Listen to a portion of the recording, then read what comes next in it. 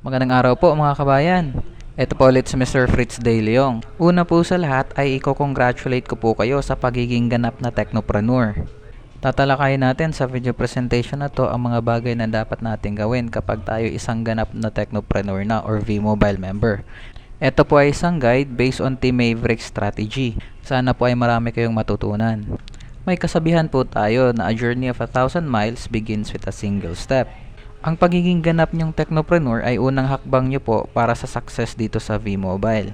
Susunod po nating gagawin ay kailangan po nating i-equip ang ating sarili with the basic tools and information. Yun po ang mga bagay na gagamitin natin sa ating paglalakbay patungo sa tagumpay.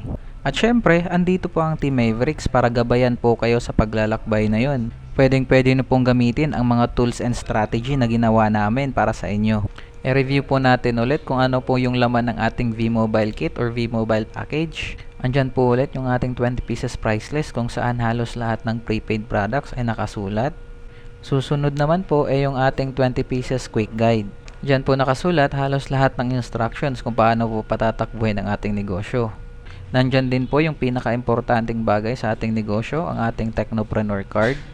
Ang 20 pieces Techno User Card naman ay gagamitin natin bilang prospect card.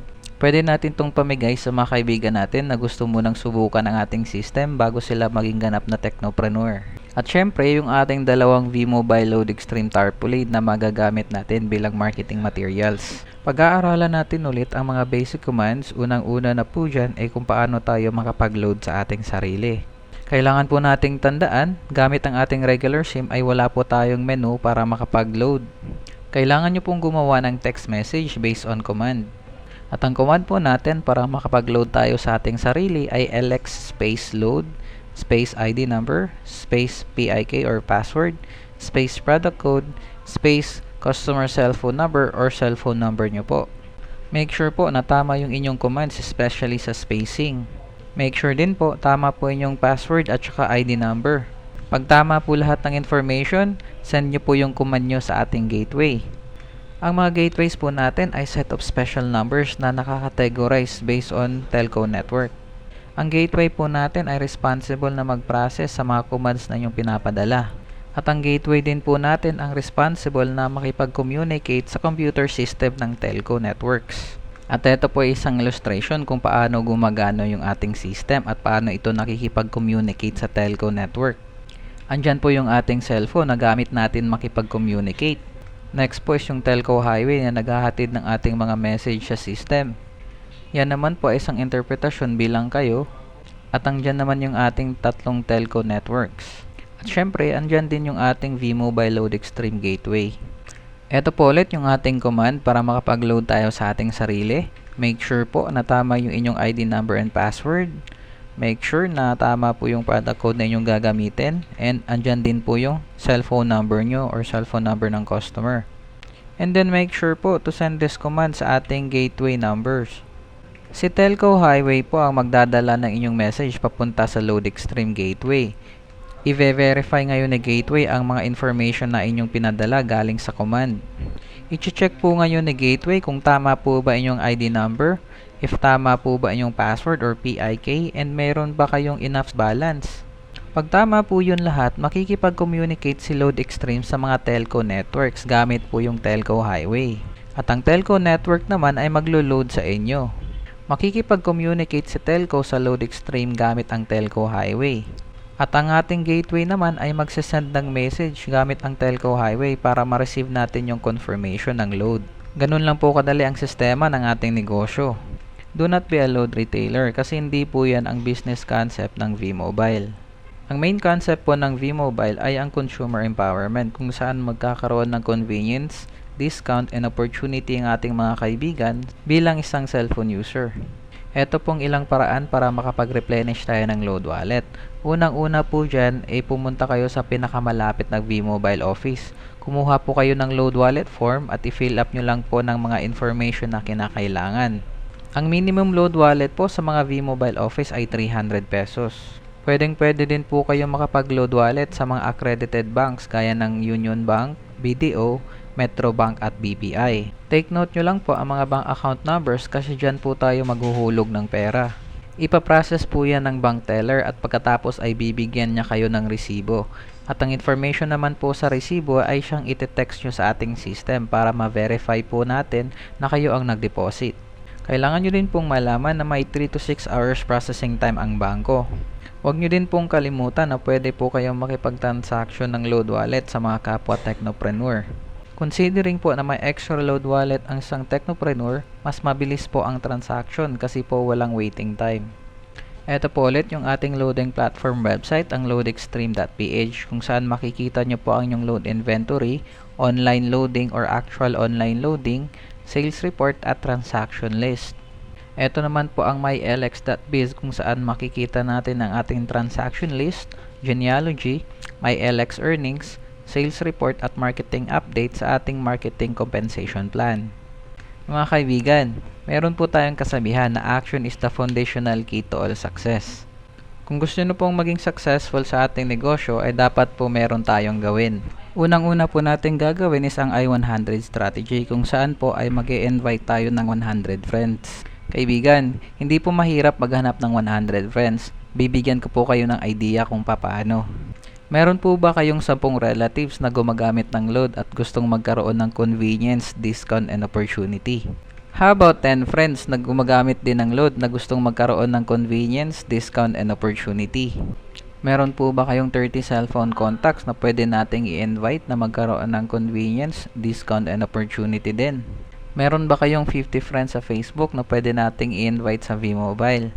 Yan na po yung I-100. So again po mga kaibigan, just invite 100 friends at yan po yung strategy natin. At ito po yung projected income gamit ang I-100 strategy. Assuming na lahat ng tao ay nag-invite ng 100 at dalawa lang sa kanila ang gustong magkaroon ng convenience, discount, and opportunity. At ito po ang power of 1%. Assuming ginawa mo yung I-100 at 3 friends ang naniwala sa'yo, gumagamit sila ng 300 pesos worth of My Turf load, 1% po nun is equivalent to 9 pesos. Ngayon, tuturuan natin ang inyong 3 friends na mag I-100 din.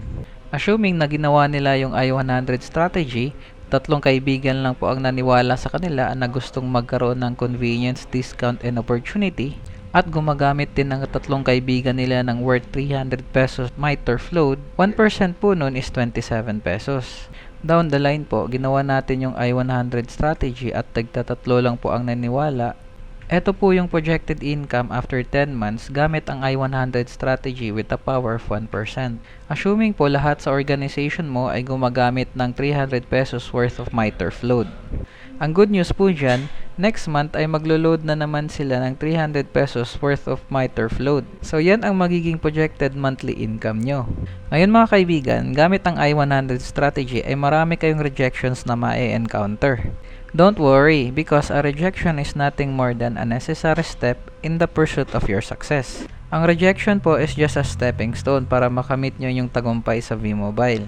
Ang mga sumusunod po ay mga rejections na maaari nyong ma-encounter. Rejection number 1, sabi nila pyramiding daw. Usual na iniisip nila is kung sino yung nauna, siya lang daw ang kikita. Ito po isang illustration ng typical organizational chart ng isang traditional business. Ang CEO makes more money than president.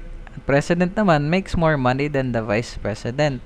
Tapos ang vice president naman is earning more than the middle management. At syempre, ang middle management gets more salary than the employees. People at the top earning more money compared to the level below. This is proven to any corporate, government, and regular business structure. In V-Mobile, even if you join early, it is not a guarantee of earning more. V-Mobile business is a performance-based compensation. If you work hard, you earn more. Work less, earn less. It is proven that a lot of late participants, say downlines, earn much more money compared to their uplines. Rejection number 2, sasabihin nila scam daw ang V-Mobile at hindi magtatagal dahil i-close down ito ng telcos. Kaibigan, ang V-Mobile po ay legal na kumpanya at authorized ng telco companies na mag-distribute ng mga products nila. At ito pong mga certification na galing sa Smart, sa Globe at sa Sun Telecommunication at nagpapatunay na hindi tayo competitors ng telco companies. Tayo po ay marketing arm nila. At ito pang good news, ang pinakamalaking telecommunication company sa Pilipinas ay ginawan tayo ng V-Mobile Empower SIM. At exclusive lang po ito para sa mga V-Mobile members. At ito po yung annual sales volume ng V-Mobile.